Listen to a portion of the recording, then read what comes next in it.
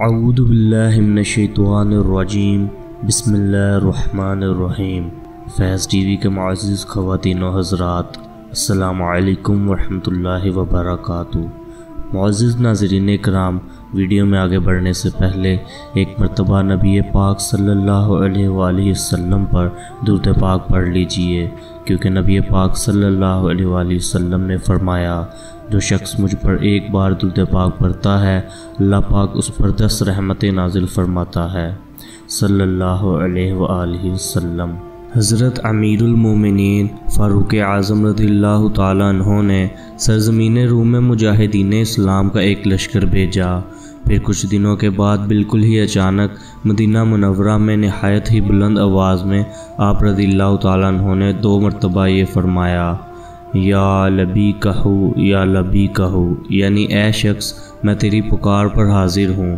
اہل مدینہ حیران رہ گئے اور ان کی سمجھ میں کچھ بھی نہ آیا کہ امیر المومنین رضی اللہ تعالیٰ عنہ کس فریاد کرنے والے کی پکار کا جواب دے رہے ہیں۔ لیکن جب کچھ دنوں کے بعد وہ لشکر مدینہ منورہ میں واپس آیا اور اس لشکر کا سپہ سالار اپنی فتوحات اور جنگی کارناموں کا ذکر کرنے لگا تو امیر المومنین رضی اللہ تعالیٰ عنہ نے فرمایا کہ ان باتوں کو چھوڑ دو، پہلے یہ بتاؤ کہ جس مجاہد کو تم نے زبردستی دریا میں اتار دیا تھا اور اس نے یا عمراہ یا عمراہ، اے میرے عمر میری خبر لیجئے پکارا تھا، اس کا کیا واقعہ تھا؟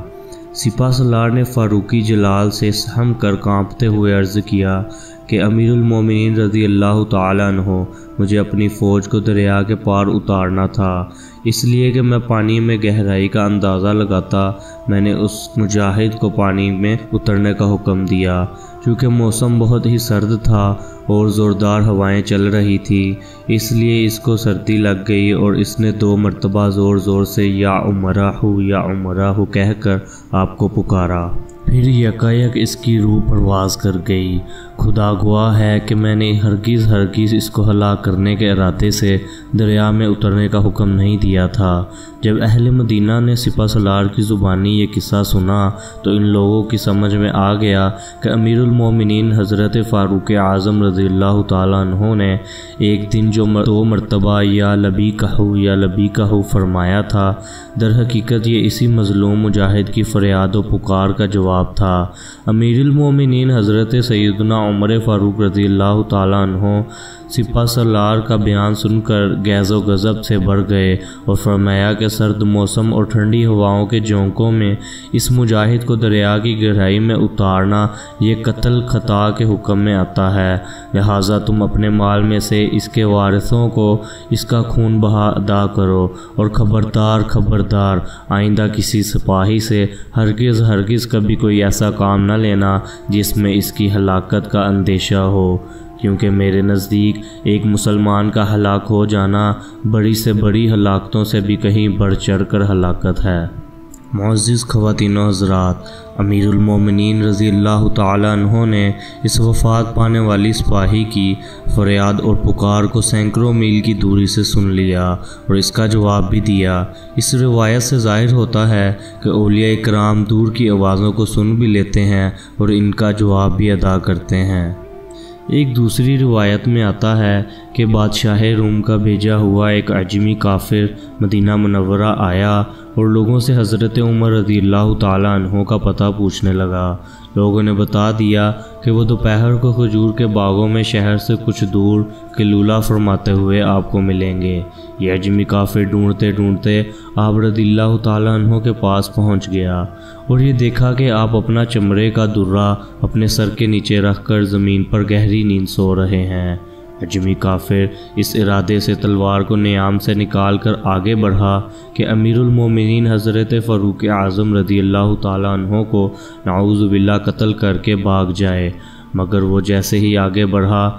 بالکل ہی اچانک اس نے دیکھا کہ 2 شیر منہ پھاڑے ہوئے اس پر حملہ کرنے والے ہیں۔ یہ خوفناک منظر دیکھ کر وہ خوف و دہشت سے بلبلا کر چینخ پڑا اور اس کی چینخ کی آواز سے امیر المومنین حضرت فاروق اعظم رضی اللہ تعالیٰ عنہ بیدار ہو گئے اور یہ دیکھا کہ کافر عجمی ننگی تلوار ہاتھ میں لیے ہوئے تھر تھر کانپ رہا ہے۔ آپ رضی اللہ تعالیٰ عنہ نے اس کی چینخ اور دہشت کا سبب دریافت فرمایا تو اس نے سچ مچ سارا واقعہ بیان کر دیا اور پھر بلند آواز سے کلمہ شریف پڑھ کر مشرف با اسلام ہو گیا، اور امیر المومنین حضرت فاروق اعظم رضی اللہ تعالیٰ عنہ نے اس کے ساتھ نہایت ہی مشفقانہ برتاؤ فرمایا اور اس کے قصور کو معاف کر دیا۔